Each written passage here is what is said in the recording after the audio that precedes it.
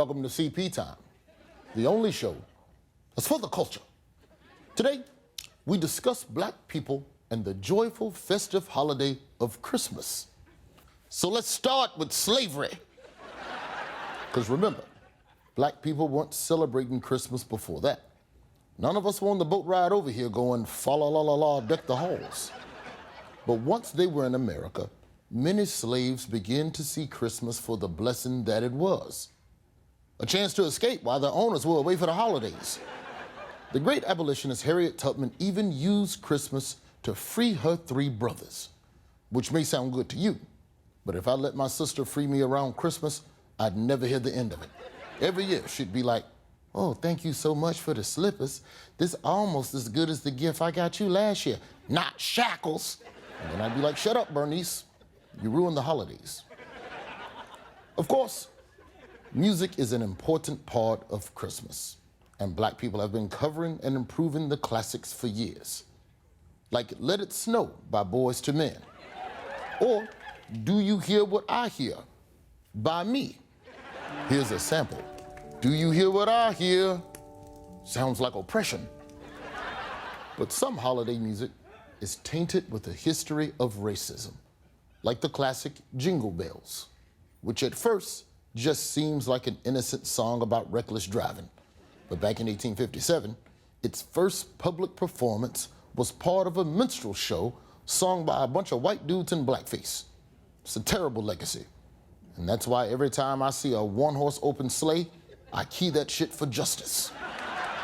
But it is also important to recall the true reason we celebrate Christmas. Santa. The breakthrough for black Santas was in 1943, when one of Harlem's biggest department stores hired the country's first black Santa Claus, which surely was a distraction for customers who didn't know what was going on. I'm sure they was all like, "Who's that nigga in the red jacket talking to my child?" After that, black Santas took a 70-year L until 2 years ago, when Larry Jefferson became the first black Santa at the white-ass Mall of America. A victory for our people, mostly because Larry used his employee discount to get all the black people he knew 20% off. A hero indeed. But Kris Kringle would be nothing without the gifts he brings. The toys. Without the toys, Santa's just a fat bastard that broke in your house. And for decades, manufacturers didn't even consider making toys for black children. And when they finally did, some of them would just paint white dolls black. Like this Willie Talk doll. Look at that. Looks like Willie got thrown into a bonfire. But the great thing about kids is they'll like whatever you give them because children are not very intelligent. Like my favorite toy when I was a youngster was Mr. Chompy Chomp.